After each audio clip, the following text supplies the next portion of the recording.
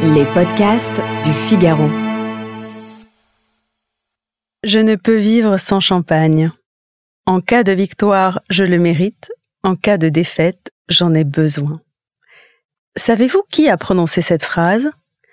Ce n'est ni Coco Chanel, éternelle amoureuse qui ne manquait pas une occasion de s'offrir une petite coupe en cas de rupture, ni Orson Welles, qui apparemment n'aimait pas le café brûlant, le champagne tiède et les femmes froides. Sans commentaire. Non, l'auteur de cette affirmation, c'est bel et bien Napoléon.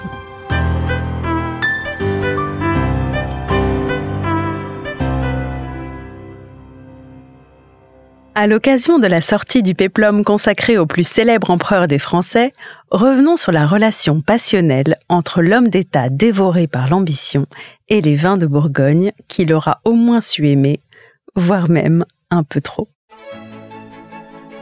Si Napoléon aimait passionnément Joséphine et la guerre, on raconte aussi qu'il adorait le vin. Étonnant pour un homme censé prendre chaque jour des décisions susceptibles de changer la face du monde. Dans ses mémoires intimes de Napoléon Ier, le valet de chambre Constant, qui zona au plus près de son maître de 1800 à 1814, rapporte que l'empereur ne buvait que du chambertin et rarement pur. Mais pas seulement les soirs de Java. Partout et en toutes circonstances. Au dîner, seul ou avec sa cour, aux Tuileries, à Fontainebleau, à Saint-Cloud, mais également en déplacement et en campagne, où une voiture faisant office de cave contenait le vin de chambertin pour l'empereur et les vins fins pour les officiers. Qu'il soit premier consul ou empereur, peu importe. Il consommait une bouteille et demie de son nectar bourguignon à chaque repas. Bon, même s'il y aurait déjà là largement de quoi se faire épingler au volant, il faut quand même rappeler qu'à l'époque, le flacon dans son format classique était encore de 50 et non pas de 75 centilitres. Disons donc que Napoléon buvait l'équivalent d'une bouteille 2 fois par jour. On est bien loin des 2 innocents verres de vin de notre président actuel, qui ont pourtant fait couler beaucoup d'encre, mais qui auront au moins eu le mérite de le rendre fort sympathique aux yeux de ses contemporains. Or, sympathique ne semble pas vraiment avoir été le trait de caractère principal de l'empereur. Selon les spécialistes, Napoléon était un homme d'habitude. Il mangeait toujours la même chose, allait aux mêmes endroits et à la façon d'un Steve Jobs des temps passés, portait chaque jour la même tenue qu'il avait sans doute en plusieurs exemplaires. Mais en matière de vin, sa rigidité virait à l'obsession. On raconte que ses bouteilles le suivaient jusque sur le champ de bataille et que la seule fantaisie qu'il s'autorisait était le choix de la vaisselle. Au palais, le service en cristal et carafe, en campagne, de plus solides verres à whisky, histoire de ne pas en perdre une goutte en dépit des secousses.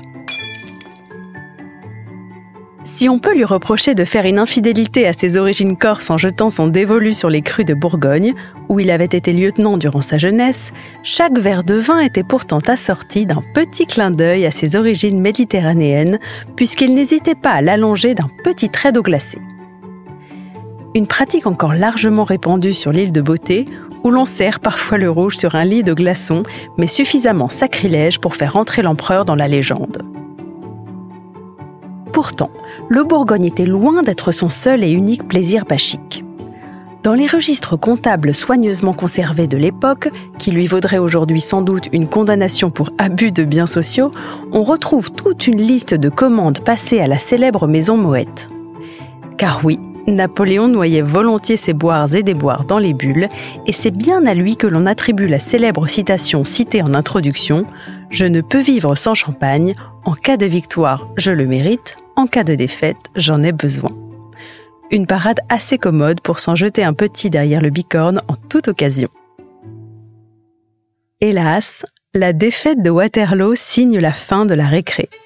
Napoléon est contraint à l'exil, non sans quelques tonneaux d'eau-de-vie, alors même qu'à Sainte-Hélène, la mode est plutôt au clairet, qui n'était pas franchement sa tasse de thé. Ironie du sort, en 1814, le chambertin est numéro 1 parmi les crus bourguignons servis dans les restaurants parisiens. Et sur l'île d'Elbe, cette année-là, Napoléon se sera enfin mis à l'eau de source.